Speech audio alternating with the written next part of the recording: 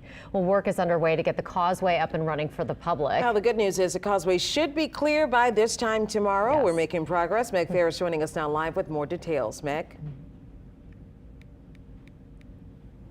Yes, okay, so first of all, we are seeing a steady stream of first responders come from both the South Shore and the North Shore on the causeway. Remember, we told you earlier that they were able this afternoon to get one lane on each side open for first responders. Now, let me step out of the way and see if you see any coming at this point. I see several cars coming up from the North Shore. I haven't seen any coming from the South Shore yet. But we've seen police, we have seen doctors, nurses, and other various first responders, people who qualify for first responders. In fact, here's a car, a police car coming right here, if we want to show that. Right here, this police car, an NOPD police car. They're making you go around the side, then you get checked. And then you're able to get on the bridge if you qualify. There's going to be another one coming shortly. Now, what's also happening on the North Shore is just as he was talking about with pipes breaking. They're not water mains that have broken up here on the North Shore. We know that's not as common.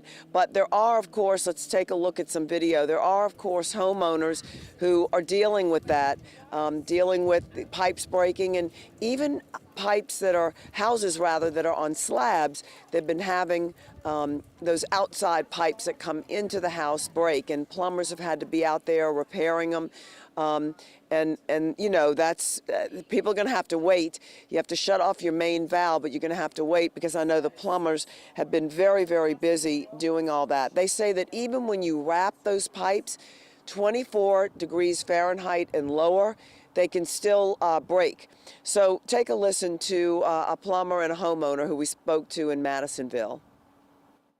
It was frightening because the water was just spewing into the air conditioning unit, into all of my panels, and there was a big puddle on top. I don't know how long it had been doing that, but the water turned off quickly once I turned the valve. How many calls you been getting? Yesterday I had 8 calls. Today I've had 12 calls, and I don't think I'll be able to get to them all. So I'll be busy the rest of the week for sure. Across from where to where on the North Shore? From Slidell to Hammond, Ponchatoula, including the South Shore as well.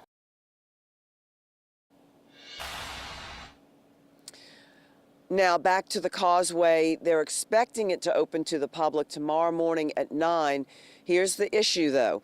If there's more ice that forms on it and freezes tonight with the temperatures, then that will have to adjust. So just stay tuned. That situation is fluid, and there is still ice in some areas. Now, if you want more information, 511louisiana.org is where you get travel information. 511 is where you get louisiana.org is where you get travel information.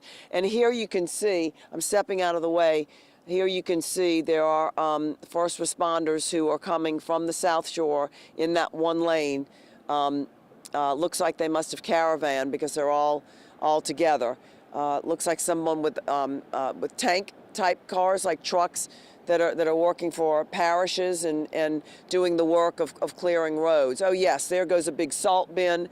So it's obviously groups that have been with DOTD and that type of thing who are working to keep our roads open, although we have seen police and that type of thing. So don't be fooled. General public cannot yet use the causeway. We will stay tuned, watch the Eyewitness Morning News tomorrow to know if that 9 o'clock opening is still going to happen.